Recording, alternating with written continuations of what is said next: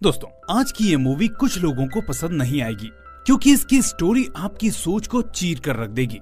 शुरू में मैंने सोचा था कि इस मूवी को लेकर नहीं आऊंगा, लेकिन इस खौफनाक कहानी को दिखाकर मैं सिर्फ एक संदेश देना चाहता हूँ कि लालच की लकड़ी से बने घर उस सूखे पत्ते के जैसे हैं जो सच की आंधी में बिखर कर चकनाचूर हो जाते हैं। तो चलिए बिना देरी किए चलते हैं सीधे मूवी की तरफ। कहानी की शुरुआत होती है एक पंडित से, जो लोगों को ये प्रवचन दे रहा होता है कि हमको अपनी इच्छाओं पर काबू रखना चाहिए। दुनिया में हर चीज सिर्फ मोहमाया के आसपास घूमती है, इसलिए जब हम इस मोहमाया को त्याग देते हैं तो असली सांसारिक सुख भी भोग पाते हैं। दूर बैठी एक सरोज नाम की औरत इसको ध्यान से सुन रही होती है, जबकि उसकी बेटी मल्ली का ध्यान उसमें नहीं लग रहा होता। सरोज उससे कहती है कि ध्यान से इस प्रवचन को सुनो। मेरी जिंदगी तो बीत गई, लेकिन ये बातें तुम्हारे आने वाले जीवन के लिए बहुत जरूरी हैं। मल्ली कहती है, माँ मुझे तो इस पंडित की बातों पर ही यकीन नहीं हो रहा। ऐसा लगता है कि अगर मैंने इसको 2 मिनट आंखों में आंखें डालकर देख लिया तो कहीं ये मेरे ऊपर ही लट्टू ना हो जाए, और अगर तुम्हें यकीन ना हो तो अभी करके दिखाती हूँ। ये सुनकर सरोज उस पर गुस्सा होती है और उसे वहाँ से लेकर निकल पड़ती है। आगे हम देखते हैं कि मल्ली और उसका परिवार काफी गरीब है। वो अपने खेत में ही अपना छोटा सा घर बनाकर रहते हैं। मल्ली की उम्र भी शादी लायक हो गई है, लेकिन उसके पिता के पास देने को दहेज नहीं है, इसलिए कोई मल्ली से शादी नहीं करना चाहता। इस बीच हम देखते हैं कि एक दिन एक अजनबी लड़का उनके घर पर आता है और उनसे पीने के लिए पानी मांगता है। उसके सूट बूट और चाल ढाल को देखकर मल्ली के माता पिता समझ जाते हैं कि ये कोई पढ़ा लिखा लड़का है और गांव में किसी के घर आया होगा, इसलिए वो उसको पानी दे देते हैं। अब पानी पीते पीते वो लड़का कहता है कि माँ जी, मेरा नाम अर्जुन है और मैं एक आर्टिस्ट हूँ। गांव-गांव जाकर डॉक्यूमेंट्रीज बनाता हूँ। काफी दूर सफर करने की वजह से मैं थक चुका हूँ, इसलिए क्या मैं आज आपके घर रुक सकता हूँ? सुबह होते ही मैं चला जाऊंगा। अब पहले तो मल्ली के माता पिता को ये बात अटपटी लगती है, लेकिन तभी मल्ली के पिता सवेंद्र कहते हैं कि कोई बात नहीं बेटा, तुम यहाँ रुक सकते हो, लेकिन मेरे घर पर तुमको वो आराम नहीं मिलेगा जो गाँव में दूसरे लोगों के घर मिल सकता है। अर्जुन कहता है, अंकल आप फिक्र मत कीजिए, आप मुझे एक कोना दे देंगे तो मैं उसमें अपनी रात गुजार लूंगा, आपको परेशान नहीं करूंगा। ये सुनकर अब मल्ली की माँ मान जाती है और अर्जुन को रुकने की मंजूरी दे देती है। थोड़ी देर बाद जब मल्ली और अर्जुन आपस में बात कर रहे होते हैं कि डॉक्यूमेंट्रीज क्या होती हैं और उसमें क्या किया जाता है, तभी उसके घर सुदर्शन नाम का आदमी अपना कर्जा मांगने आ जाता है। मल्ली की माँ फौरन मल्ली और अर्जुन के पास आती है और कहती है, अर्जुन बेटा तुम यहीं रहना और उस आदमी के जाने तक बाहर मत आना, वरना वो गाँव में जाकर बातें बनाने लगेगा कि घर में जवान बेटी के होते हुए भी एक लड़के को घर में रहने की जगह दे दी। अर्जुन हाँ में हाँ मिलाता है और मल्ली अपनी माँ के साथ बाहर आ जाती है। अब सुदर्शन सवेंद्र को उल्टा सीधा बोलने लगता है कि इतने साल हो गए तो मेरे पैसे कब दोगे? मुझे आखिर और कितने चक्कर काटने होंगे? क्या तुम्हें याद भी है कि तुम्हारे ऊपर मेरा कितना कर्जा है? ये सुनकर सरोज उससे कहती है कि आपसे हमने कर्जा लिया और उसके बदले अपने खेत के कागज भी आपको दे दिए। अब हमें कर्जा ना चुकाने की वजह से अपने ही खेतों में मजदूरी करनी पड़ रही है, फिर भी आपको तसल्ली नहीं है? चुपचाप यहाँ से चले जाइए, आपके पैसे हम जल्दी से जल्दी चुका देंगे। इतनी देर में सुदर्शन की नजर मल्ली पर पड़ती है और वो उसको घूरता रहता है, क्योंकि शुरू से उसकी नजर मल्ली पर थी। जाते जाते वो कहकर जाता है कि जल्दी से जल्दी मेरे पैसे चुका दो, वरना मुझसे बुरा कोई नहीं होगा। मल्ली की तरफ देखते हुए वो सरोज से कहता है कि पास के गाँव में चोरी हुई है, जिसमें बहुत सारे पैसे और गहने चोरी हुए हैं, इसलिए तुम भी थोड़ा संभल कर रहना, आजकल का समय ठीक नहीं है। अब सुदर्शन के जाने के बाद अर्जुन बाहर आता है और पूछता है कि ये आदमी आप पर इतना रोब क्यों झाड़ रहा था और आखिर ऐसा क्या हुआ था आपको जो इससे इतना पैसा लेना पड़ा? सवेंद्र बताता है कि कई साल पहले सरोज को एक जानलेवा बीमारी हो गई थी। बहुत इलाज करवाया लेकिन ठीक नहीं हुई। उसके बाद डॉक्टर ने ऑपरेशन बताया और उस पैसे को इकट्ठा करने में एक एक करके सारे खेत भी चले गए और ऊपर से कर्जा भी हो गया। मेरी बेटी भी शादी के लायक हो गई है, लेकिन मेरे पास इतने पैसे नहीं है कि मैं उसकी डोली भी सजा सकूं। ये कहते कहते सवेंद्र इमोशनल हो जाता है। ये सुनते ही अर्जुन फौरन अंदर आ जाता है और एक ब्रीफकेस निकालकर सरोज के सामने खोल देता है। वो खुलते ही पूरे परिवार की आंखें भी खुली की खुली रह जाती हैं, क्योंकि उसके अंदर काफी पैसे और गहने होते हैं। ये देखते ही सरोज अर्जुन से कहती है कि नहीं नहीं बेटा, ये हमें नहीं चाहिए, ये तुम्हारी अमानत है। अर्जुन कहता है कि ये मैं आपको नहीं दे रहा, मैं तो आपको दिखा रहा हूँ कि अगर मैं इतनी सी उम्र में इतना सब कुछ कमा सकता हूँ तो आप तो 3 लोग हैं, आप अगर मेहनत करें तो मुझसे भी ज्यादा पैसा कमा सकते हैं। ये कहकर वो ब्रीफकेस को बंद करके अंदर रख देता है।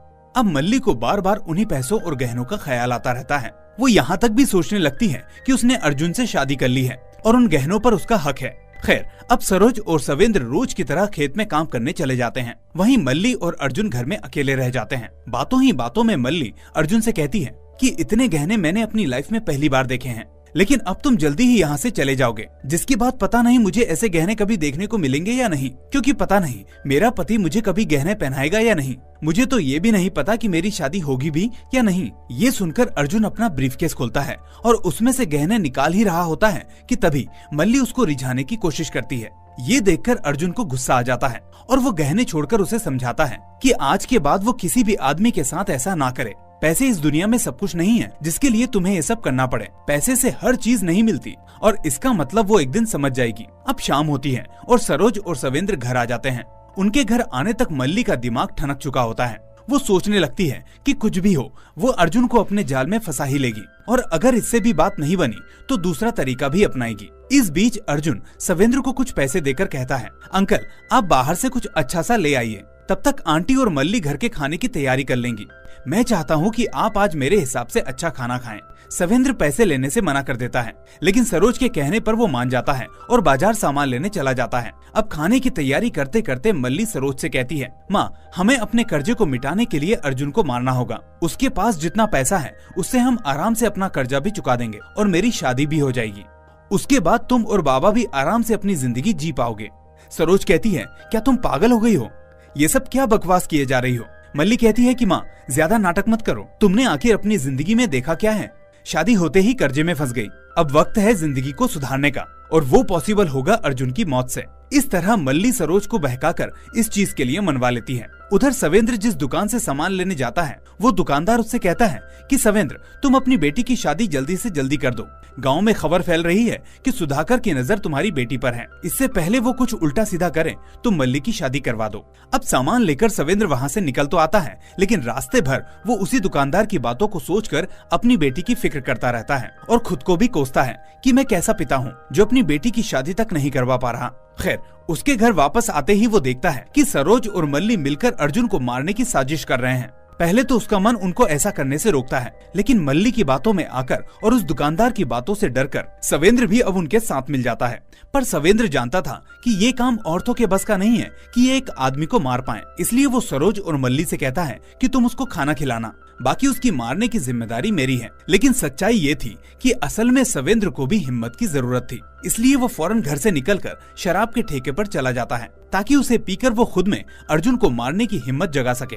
उधर मल्ली और सरोज अर्जुन का खाना तैयार करते हुए सवेंद्र का इंतजार करने लगते हैं, लेकिन वहाँ सवेंद्र पूरी तरह से नशे में धुत होता है। अब मल्ली अपनी माँ से कहती है, मुझे पता था कि बाबा नहीं आएंगे, वो एक नंबर के डरपोक हैं। उन्होंने अपनी जिंदगी में एक चींटी भी नहीं मारी है जो इस हट्टे कट्टे आदमी को मार देंगे। अब मुझे ही कुछ करना होगा क्योंकि अर्जुन के खाने का टाइम हो गया है। इसके बाद मल्ली सरोज को एक जहरीले पौधे तोड़कर लाने को कहती है जिसे खाकर आदमी को पैरालिसिस हो जाता था। सरोज फौरन वो पौधा ले आती है और अर्जुन के खाने में मिला देती है ताकि उससे वो बेहोश हो सके और इसके बाद उसे जान से मारा जा सके।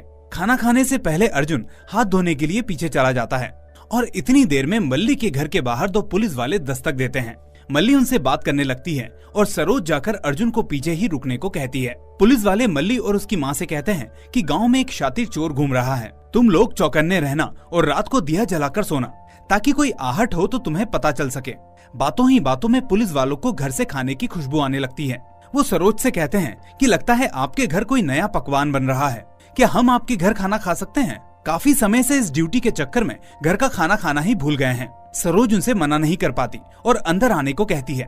अंदर आकर वो फौरन अर्जुन को दिया जाने वाला जहरीला खाना वहाँ से हटाकर पुलिस वालों को सही खाना परोसती है। इतनी देर में मल्ली का कुत्ता उस खाने को आकर खा लेता है जिससे उसकी मौत हो जाती है। पुलिस वाले उसकी खाने की तारीफ करते हैं और वहाँ से चले जाते हैं। अब पुलिस वालों के जाने के बाद मल्ली अपने कुत्ते को दफनाने चली जाती है और इतनी देर में सरोज के मन में एक ख्याल आता है। उसे उस पंडित की बात याद आने लगती है कि किस तरह ये लोभ और लालच हमारी पीढ़ियों के ऊपर भारी पड़ता है। हम आज जो गुनाह करते हैं उसकी सजा हमें मिले या ना मिले हमारे बच्चों को जरूर मिलती है। ये सोचते सोचते अब सरोज का मन बदल जाता है और जब मल्ली घर वापस आती है तो देखती है कि सरोज ने अर्जुन को वो खाना नहीं दिया जिसमें जहर मिला हुआ था। दरअसल सरोज ने अपना फैसला बदल लिया था, वो अब अर्जुन को मारना नहीं चाहती थी। अर्जुन भी सरोज से खाने की तारीफ करता है और सोने के लिए अंदर चला जाता है। उसके जाने के बाद अब मल्ली अपनी माँ पर गुस्सा होती है। वो उससे कहती है कि मैं तो आपको बहादुर समझती थी, लेकिन आप भी बाबा की जैसी निकली। आज मुझे समझ आया कि हम इस गरीबी में क्यों हैं, क्योंकि आप लोगों के अंदर इतनी हिम्मत नहीं है कि आप आगे बढ़ सकें, इसलिए अब मुझे ही कुछ करना होगा। ये बोलकर वो किचन में जाती है और वहाँ से चाकू लेकर अर्जुन के कमरे की तरफ चल देती है। ये देखकर सरोज उसको रोकने की कोशिश करती है, लेकिन मल्ली नहीं मानती। वो अब दबे पैर अर्जुन के कमरे में जाती है और बड़ी ही बेरहमी से अर्जुन की गर्दन पर वो चाकू चलाकर उसे जान से मार देती है। उधर सवेंद्र अभी भी शराब पर शराब पिए जा रहा होता है कि तभी दुकान वाला उसे टोकता है कि क्या हुआ चाचा, आज इतने दिनों बाद आए हो और सारी कसर आज ही निकाल रहे हो? क्या हुआ, कोई लॉटरी लगी है क्या? वैसे तुम्हारे घर जो आदमी आया है उसके बारे में पता है कि वो कौन है? ये सुनकर सवेंद्र चौंक जाता है कि अर्जुन के बारे में उसे कैसे पता। वो फौरन उस लड़के से पूछता है, जिसके बाद वो लड़का उसे अर्जुन की हकीकत बताता है। हकीकत सुनकर सवेंद्र के होश उड़ जाते हैं और उसका नशा उड़ जाता है। वो फौरन भागता हुआ गिरता पड़ता नशे में अपने घर पहुंचता है, जहां वो देखता है कि मल्ली ने अर्जुन को मौत के घाट उतार दिया है। ये देखकर सवेंद्र फूट फूट कर रोने लगता है और सरोज से कहता है कि आखिर तुम दोनों ने ये क्या किया? तुम्हें पता है ये कौन था? वो कहता है कि ये हमारा बेटा करण था, जो बचपन में गरीबी से तंग आकर घर छोड़कर भाग गया था। वो इतने सालों बाद कुछ बनकर घर लौटा था। वो तो बस एक दिन का बहाना कर रहा था ताकि देख सके कि हम लोग कैसे रह रहे हैं, हमारे हालात क्या हैं। वो सब कुछ बदलने आया था और हमने उसको ही खत्म कर दिया। आखिर हमने ये क्या किया? इसके बाद कहानी थोड़ा फ्लैशबैक में जाती है, जब करण वापस अपने गांव आता है और एक दुकान के पास आकर अपने घर का पता पूछता है, क्योंकि खेत गिरवी रखने के बाद सत्येंद्र अपना घर बेच चुका था। ये सब सुनकर करण को बुरा लगता है, पर तभी वो दुकानदार उससे उसके बारे में पूछता है। करण कहता है कि अरे काका, पहचाना नहीं? मैं हूँ करण, वही जो बचपन में आपकी दुकान पर अपने बाबा के साथ टॉफी लेने आया करता था। दुकानदार उसे पहचान जाता है, जिसके बाद करण उससे कहता है कि काका, आप इस बारे में किसी को मत बताना। मैं एक दिन बिना बताए अपने माँ बाप के साथ रहना चाहता हूँ और देखना चाहता हूँ कि उन्हें मेरी याद आती है या नहीं। उसकी यही बात वो लड़का सुन लेता है जो शराब के ठेके में काम करता था, और उसी ने ये सारी बात सत्येंद्र को बताई थी।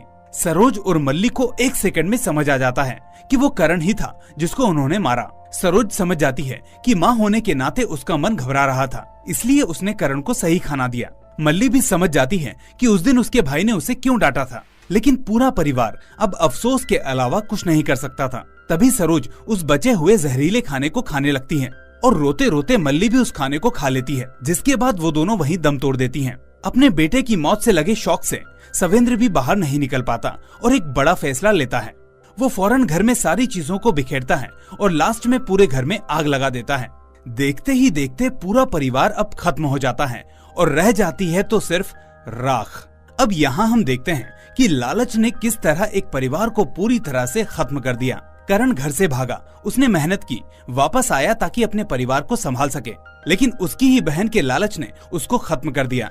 यानी एक व्यक्ति के लालच ने दूसरे व्यक्ति की बरसों की मेहनत के साथ साथ अपने परिवार को भी खत्म कर दिया। और इसी के साथ होता है इस मूवी का दी एंड।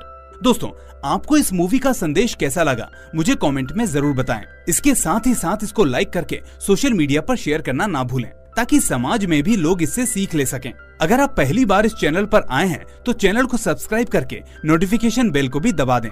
मैं मिलूंगा अब आपसे अगली ऐसी ही धांसू मूवी के साथ। Till then take care and thanks for watching.